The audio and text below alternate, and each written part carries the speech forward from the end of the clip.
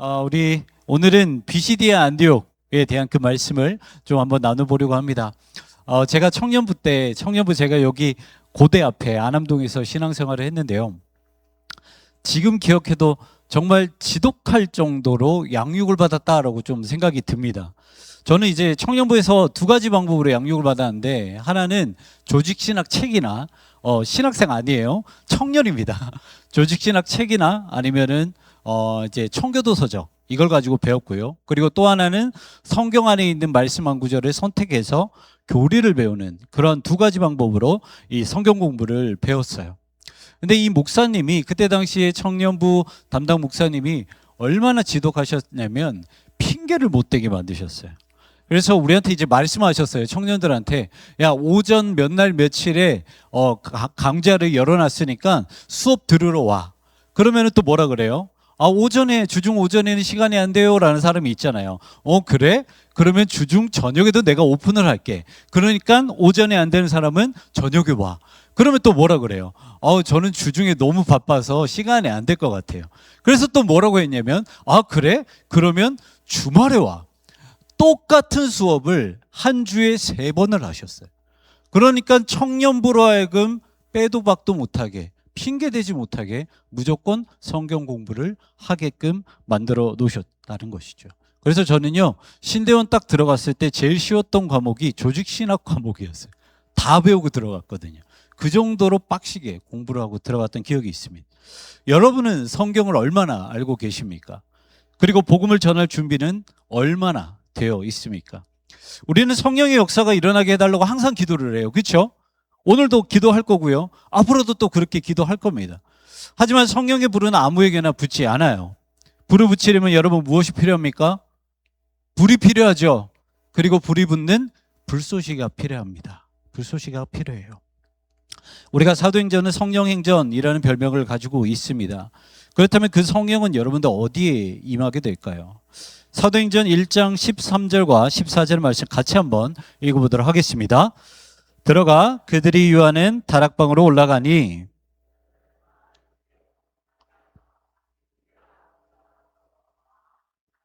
오로지 기도에 힘쓰더라. 아멘.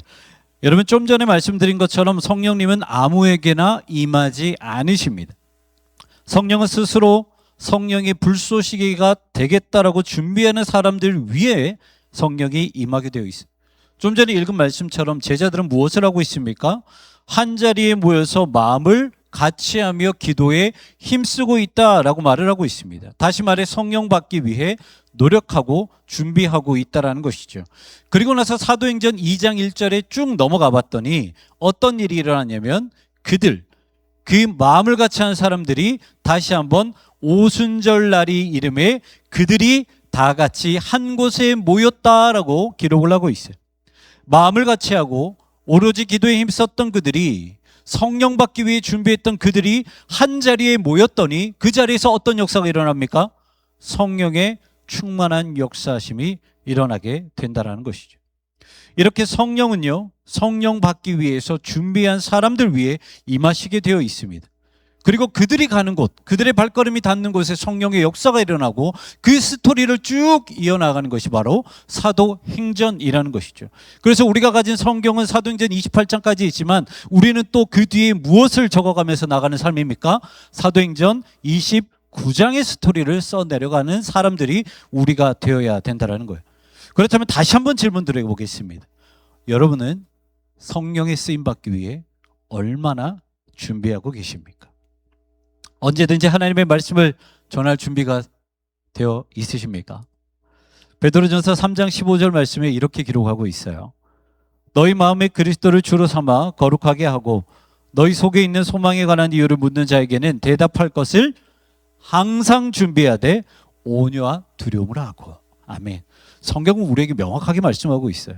너희는 어떤 상황이 되었든 소망에 관한 이유를 너희에게 물었을 때 대답할 준비를 하고 있어야 된다. 구원이 무엇인지, 복음이 무엇인지 너희에게 물었을 때 그것에 대해서 얼마든지 대답할 준비가 되어 있어야 한다라고 성경은 우리에게 요구하고 계신다라는 것이죠. 오늘 본문 말씀에서 사도 바울이 말씀하신 것 중에서 가장 중요한 것 중에 하나가 바로 이신칭의입니다. 여러분, 이신칭의가 뭔가요? 이신칭의는 예수님을 믿어서 의에 이르는 것을 이신칭의라고 말을 해요. 만약 누군가 여러분들에게 이렇게 구원에 대해서 구원이 무엇입니까? 라고 묻는다면 여러분들은 뭐라고 대답하실 수 있을 것 같아요? 구원은 예수님 믿으면 구원받아요 라고 말을 하면 맞죠? 맞습니다. 그런데 우리는 적어도 그렇게 대답을 해서는 안 된다는 거예요. 구원에 대해서 대답할 때 적어도 우리는 우리의 죄가 우리를 어떻게 만드는지, 예수님이 우리의 죄를 어떻게 대속하셨는지, 그것이 삼위의 하나님의 그 역할이 어떻게 되어 있는지, 또 구약과는 어떠한 관계를 가지고 있는지, 왜 우리가 그 성경을 가지고 이렇게 복음을 전할 수밖에 없는지 적어도 그것에 대해서 알려줄 수 있어야 된다는 거예요. 여러분, 우리가 받은 구원에 대해서 어떻게 받았는지를 그걸 모르면서 어떻게 다른 사람들에게 구원을 설명해 줄 수 있겠습니까? 설명하지 못하죠. 여러분, 이것은 내가 먼저 구원받았기 때문에 잘난 척을 하라는 말씀이 아닙니다. 복음에 대해서 항상 말씀할 준비가 되어 있어서 성령이 우리를 어디로 보내시든지 간에 거기에서 쓰임을 받아야 한다라는 거예요. 그게 우리라는 거죠. 리차드 마우라는 분이 쓴 무례한 기독교라는 책이 있습니다. 이 종교인들은 우리뿐만 아니라 각자 이 경전이 있죠. 저희는 이제 경전을 성경이라고 부르지만 다른 종교도 다 경전이 있습니다. 그런데 여러분들, 우리는 그 경전을 잘 모르지만 어떤 종교가 가지고 있든지 간에 경전에서 무례하게 행하라고 가르치는 종교는 없어요. 그런 경전은 없습니다. 그런데 왜 하필이면 이분은 무례한 기독교라고 말을 했을까요? 그것은 다른 것이 아니라 바로 무지 때문이라는 거예요. 신앙이 정말 좋은 것처럼 보이죠. 하지만 신앙이 폭력이 될 때가 있습니다. 그때가 언제냐면 성경에 대한 무지함이 개인의 열심을 만나면 그것은 폭력이 되는 거예요. 노자의 도덕경을 보면 이런 말이 나옵니다. 지자불언 언자부지. 지자불언 언자부지.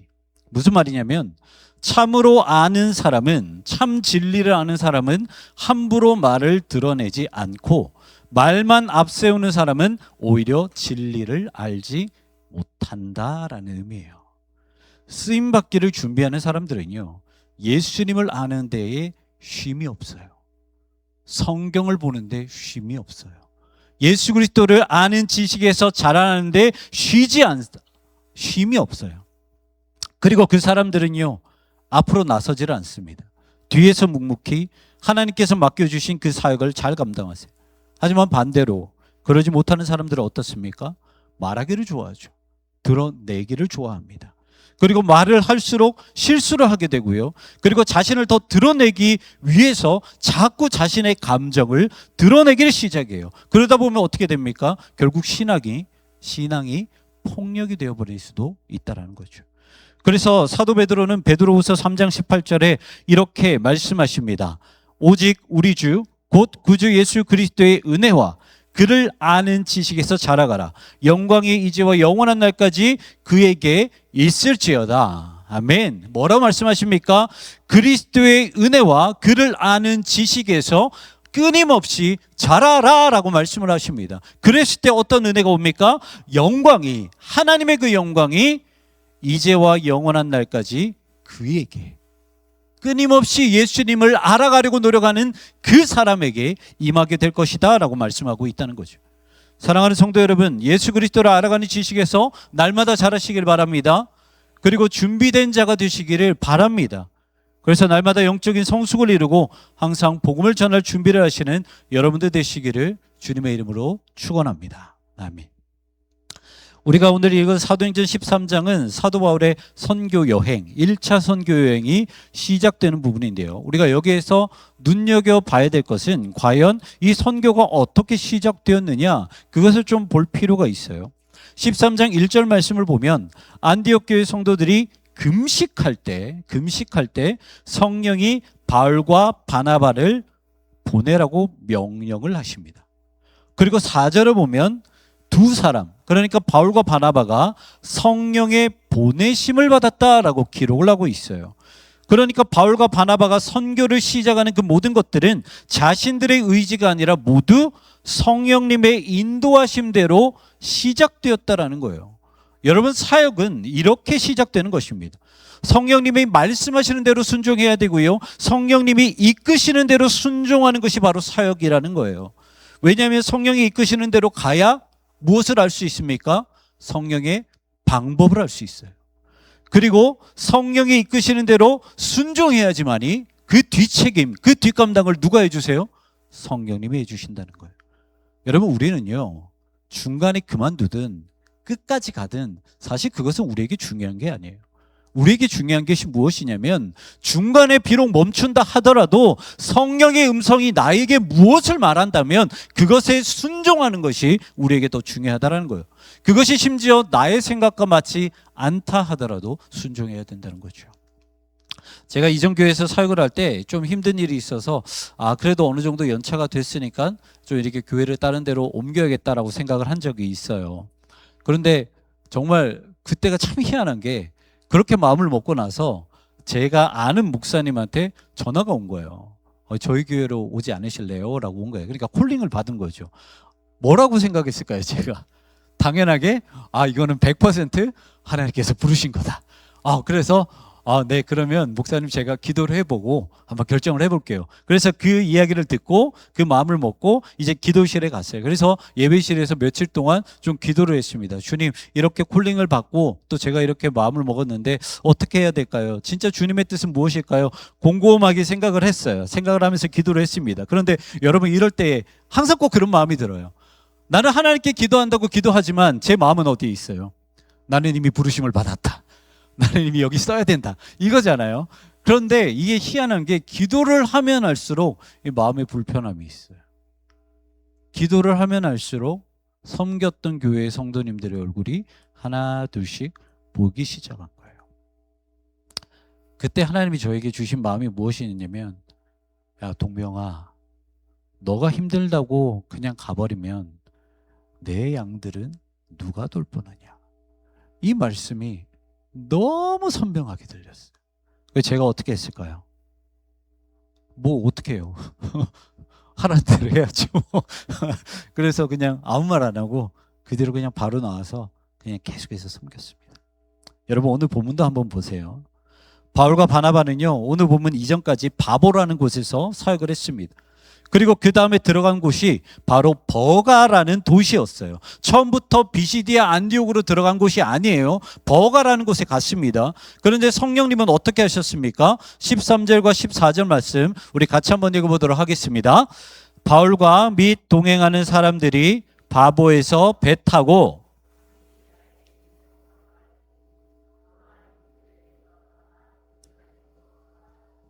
그들은 버가에서 더 나아가 비시디아 안디옥에 이르러 안식일에 회당에 들어가 앉으니라. 아멘.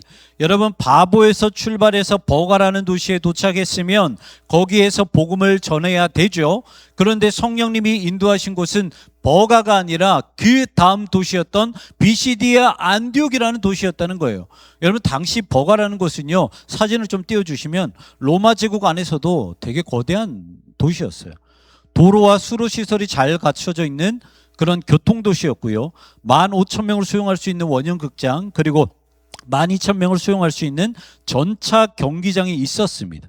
그뿐만 아니라 고위 관리자들, 그리고 부유층 엘리트들이 많이 살았던 곳이 이 버가였어요. 세상적인 눈으로 보면 아주 매력적이죠. 여러분, 복음만 뿌리 내려놓기만 한다면 어떻습니까? 수많은 인프라가 생겨요. 어마어마하죠. 그리고 부자들이 많았기 때문에 헌금도 많이 거둘 수 있었습니다. 능력 있는 사람, 권위자들도 많았기 때문에 어떻게든 이 교회가 활성화되기 위해서는 많은 도움을 받을 수 있었을 거예요. 그런데 성령님이 인도하시면 거기가 아니라는 거죠. 그리고 또 한 가지, 이때 당시에 이 학자들에 의하면 사도 바울이 좀 몸이 불편했다고 합니다. 이때 당시에 좀 몸이 아팠다고 해요. 그런데 이 버가라는 도시에서 비시디아 안디옥으로 넘어가려면 여러분, 해발 3,000m 이상이 되는 타우루스 산맥을 넘어가야 했다는 거예요. 이 사진 보여주시면 이 산맥이에요. 몸이 안 좋은 상태에서 이 산을 넘어가야 비시디아 안디옥이에요. 여러분, 이해가 안 되죠. 버가라는 도시 화려한 도시였어요. 거기에 복음의 씨앗을 뿌리면 많은 것을 얻을 수 있죠. 그리고 바울이 너무 힘들잖아요. 몸이 안 좋잖아요. 건강이 안 좋아요. 그럼에도 불구하고 저 산을 넘어야 돼요. 그런데 성령님께서 인도하시는 곳은 버가가 아니라 비시디아 안디옥이었다는 거죠. 그렇다면 왜 성령님은 이렇게까지 힘들게 비시디아 안디옥으로 바울 일행을 불러오셨을까요? 오늘 보면 14절과 16절 말씀입니다. 같이 읽어볼게요. 그들은 버가에서 더 나아가 비시디아 안디옥에 이르러 안식일의 회당에 들어가 앉으니라. 바울이 일어나 손짓하며 말하되 이스라엘 사람들과 및 하나님을 경외하는 사람들아, 아멘. 비시디아 안디옥에 도착했을 때 바울 일행은요 한 회당에 들어갑니다. 그리고 거기에 가봤더니 율법을 알고 있는 이스라엘 사람들과 그리고 하나님을 경외하는 사람들, 그러니까 다시 말하면 이방인이었다가 하나님의 말씀을 사모해서 하나님을 믿으려고 개종 직전에 있는 그 경건한 사람들이 거기에 모여 있었다는 거예요. 여러분, 성령님이 인도하신 이유가 바로 이것 때문입니다. 버가라는 도시는요 분명 부유하고 모든 것이 잘 갖춰져 있던 도시였습니다. 그런데 버가는 누구보다 그 어디보다 선교하기 좋지 않은 곳이었어요. 버가라는 도시는 이 아르테미스 여신을 섬기는 아주 큰 이제 신전이 있었는데 그 규모가 어느 정도냐면 신전에서 벌어들이는 수입이 도시 전체를 먹여 살릴 수 있을 정도로 어마어마하게 웅장했어요. 그렇기 때문에 이 사도 바울이 만약 그곳에서 복음을 전하잖아요. 반대 세력들이 폭동을 일으킬 것이고 결국 복음을 제대로 전하지 못하고 다른 곳으로 도망갈 수밖에 없었다는 것입니다. 하지만 비시디아 안디옥은 어떻습니까? 좀 전에 말씀을 읽어봤더니 거기에는 하나님의 말씀을 사모하는 사람들이 이미 있었다는 거예요. 하나님의 말씀을 알고 있어서 이미 회당을 만든 그 디아스포라 유대인들이 있었고요. 그리고 하나님의 말씀을 너무나도 사모해서 이제 개종하고 싶고 하나님을 믿고 싶어하는 그 거룩한 사람들, 경건한 자들이 이미 비시디아 안디옥에는 있었다라는 것이죠. 그것 때문에 성령님은 버가를 통과해서 비시디아 안디옥으로 인도하신 것입니다. 그렇다면 거기에서 바나바와 바울은 무엇을 했을까? 오늘 본문 15절 말씀 이렇게 말씀하고 있습니다. 같이 읽겠습니다. 율법과 선지자의 글을 읽은 후에 회당장들이 사람을 보내어 물어 이르되 형제들아 만일 백성을 권할 말이 있거든 말하라 하니, 뭔가 조금 이 말이 이해가 되십니까? 회당이라는 곳은 말씀을 가르치는 곳이에요. 우리가 성전이라 그러면 지도자가 누굽니까? 대제사장이에요. 그러면 회당은 누가 지도자일까요? 랍비가 지도자입니다. 그래서 하나님의 말씀을 가르치는 곳이, 그리고 하나님의 말씀을 듣는 곳이 회당이에요. 그런데 이 말씀을 가르친다고 해가지고 그냥 가르치는 것이 아니라 우리 예배처럼 순서가 있습니다. 먼저 회당장은요 민수기와 신명기 본문 중에서 세 가지의 축복문을 먼저 선포합니다. 그리고 대표 기도를 하고요. 그리고 구약의 말씀을 읽습니다. 그리고 나서 어떻게 하냐면 마지막에 여기 있는 사람들 중에서, 이 회당에 같이 참여하는 사람들 중에서 몇 사람들을 지목해요. 지목하고 나서 오늘 우리가 함께 읽은 이 말씀, 성경 본문에 대해서 한번 권면의 말씀 좀 해주십시오. 위로의 말씀 좀 해주십시오. 쉽게 말하면 뭐예요? 설교 좀 해주십시오, 이거예요. 설교 좀 해주십시오. 여러분, 우리가 잘 아는 것처럼 유대인들은 이 토론을 통해서 많은 지식을 습득하죠. 이 유대인의 성인식이라고 하는 이 바르 미츠바라는 것들을 보면 성인식이 되기 위해서 이 어린 자녀들은 준비된 말씀을 하나하나 뽑습니다. 어떤 말씀인지 몰라요. 뽑아요. 그러면은 그 말씀이 쉬운 말씀이든 어려운 말씀이든 하나님이 자신에게 주는 말씀으로 받으면서 그때부터 이 말씀을 해석하고 연구하기를 시작합니다. 그리고 때가 되었을 때 성인식에 참여하는 아이들은 모두 회당에 모여요. 모이고 나서 자기가 받은 그 말씀을 어떻게 묵상했는지 수많은 어른들 앞에서 발표를 하게 되어 있어요. 설교를 하게 되어 있어요. 그러면 그 설교를 듣는 어른들이 또 어떻게 하느냐? 그것에 대해서 왜 그렇게 생각하는지 또 물어봐요. 그러면 이 어린아이는 어떻게 해야 돼요? 거기에 대해서 또 대답을 하죠. 이게 그들의 성인식입니다. 그런데 왜 이렇게 하냐면 유대인의 성인식은 단순히 어른이 되었으니까 축하한다라는 그런 자리가 아니라 이제 하나님의 말씀에 대해서 당당하게 자신의 생각을 말할 수 있음을 인정받는 자리가 바로 그 회당이고 성인식의 자리였기 때문이에요. 여러분, 이렇게 회당이라는 곳은요, 말씀을 그냥 주고받는 그런 자리가 아니라 모두가 우리가 함께 나눈 그 하나님의 말씀을 가지고 서로 설교하고 나누고 말씀을 묵상하는 그런 자리가 회당이라는 거예요. 이미 유대인들은 이런 것들에 대해서 되게 익숙해져. 오늘 본문도 여러분 같은 맥락입니다. 회장당들은요, 안식일에 읽은 본문을 가지고 바울에게 권면의 말씀, 그러니까 설교를 해달라고 요청을 해요. 여러분, 그런데 가만히 생각해 보세요. 이게 쉬울까요? 이거는 그냥 이 회당에 들어갈 수 있는 사람들은 그냥 유대인들이면 들어가요. 뭐 특별한 직분이 있는 게 아니에요.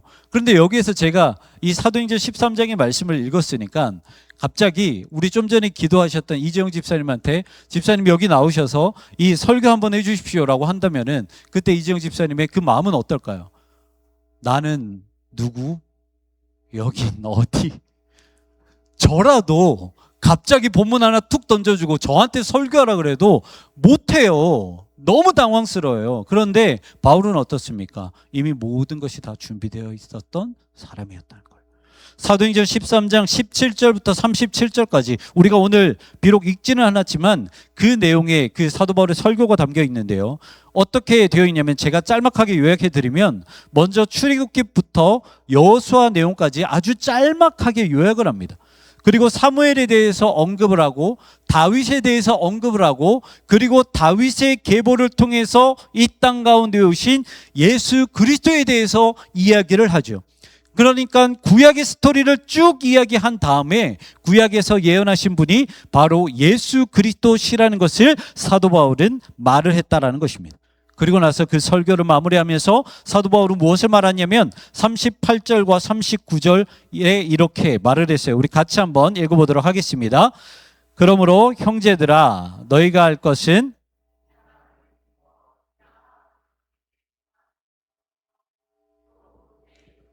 너희가 의롭다 하심을 얻지 못하던 모든 일에도 이 사람을 힘입어 믿는 자마다 의롭다 하심을 얻는 이것이라. 아멘. 여러분 뭐라고 말하고 있습니까? 우리는 죄인입니다. 그리고 그 어떤 율법으로도 우리의 죄를 결코 씻을 수 없습니다. 하지만 구약에서 예언하신 예수 그리스도, 다윗의 계보에서 태어나신 예수 그리스도, 그 분을 믿으면 우리는 죄 사함을 받으실 것이고 죄 사함을 받을 것이고 의롭다 하심을 받음으로 구원받을 수 있습니다. 바로 이신 칭의에 대해서 말씀을 하고 있다는 거예요. 그런데 여러분 이 말씀이요 단순히 보면 아 이렇게 설교했구나, 와 사도 바울 대단하다 이렇게 넘어갈 수도 있는 말씀이지만 사실 이 말씀을 한 것은 정말 소름 돋을 정도로 성령님의 완벽한 사역이셨다는 거예요. 여러분 가장 먼저 선교가 어떻게 시작되었다고 말씀드렸습니까? 선교는요 성령님의 부르심으로 시작이 되었습니다. 그리고 버가가 아니라 비시디아 안디옥으로 간 이유가 무엇 때문입니까? 성령님이 버가가 아니라 그곳으로 인도하셨기 때문에 갔다는 거예요. 그리고 그곳에는 누가 있었습니까? 유대인들뿐만 아니라 하나님의 말씀을 간절히 원하고 주님을 믿고 싶어하는 거룩한 사람들이 그 자리에 있었다라는 것이죠. 그리고 그곳에서 사도 바울이 한 설교가 어떤 설교였습니까? 예수 그리스도를 믿음으로 인해 의롭다 칭함을 받는 이 신칭이, 다시 말해 그들에게 딱 필요한 구원에 대한 설교를 사도 바울의 입술을 통해 선포하게 하셨다라는 거예요. 모든 선교가 시작되는 것부터 바울의 설교까지 모든 것이 완벽한 성령의 디자인이었다라는 거죠. 여러분 하나하나 어떤 것 하나 빠짐없이 너무나도 완벽하다는 거예요. 여러분 지금도 마찬가지입니다. 성령님이 간섭하시고 성령님이 일하시면 모든 것이 완벽하게 맞아떨어질 수밖에 없다는 거예요. 그런데 중요한 것은요, 우리가 성령의 완벽한 일하심에 동참하려면 어떻게 해야 됩니까? 사도 바울처럼 우리가 준비가 되어 있어야 되는 거예요. 사랑하는 성도 여러분, 여러분들이 계시는 곳을 살리길 원하십니까? 여러분이 계신 곳에 성령의 역사가 일어나길 원하십니까? 그렇다면 성령의 불쏘시개가 되셔야 됩니다. 우리는요, 성령님이 우리를 어디로 이끌어 가실지 몰라요. 그리고 어떤 사람에게 보내실지도 몰라요. 하지만 그곳이 어디든 우리는 복음을 전할 준비가 항상 되어 있어야 된다는 거죠. 성령이 이끄시는 곳에 바울이 말씀을 전했습니다. 이신칭의의 말씀. 예수 이름을 믿으십시오. 당신이 의롭게 될 것이고 이제 구원받은 백성이 될 것입니다. 그 말씀을 딱 선포했을 때 성경은 그 결과를 이렇게 말씀하고 있습니다. 사도행전 13장 48절과 49절 말씀 같이 한번 읽어보도록 하겠습니다. 이방인들이 듣고 기뻐하여 하나님의 말씀을 찬양, 영생을 주시기로 작정된 자는 다 믿더라. 주의 말씀이 그 지방에 두루 퍼지니라. 아멘. 여러분, 사도행전은요, 이런 역사들을 기록한 책입니다. 그리고 성령이 계신 곳에는 말려도 이런 역사가 일어날 수밖에 없어요. 이 모든 일은 복음을 전하기 위해 준비한 자들을 통해서만 일어나게 됩니다. 바라는 것은 우리 모두가 성령님께 쓰임받기를 간절히 소망합니다. 복음을 전하기 위해 항상 말씀을 준비하는 제들이 되기를 소망합니다. 우리가 서 있는 이곳에 사도행전의 역사가 일어나기를 소망합니다. 아멘. 우리가 이 시간 이 말씀을 기억하면서 함께 찬양했으면 좋겠습니다.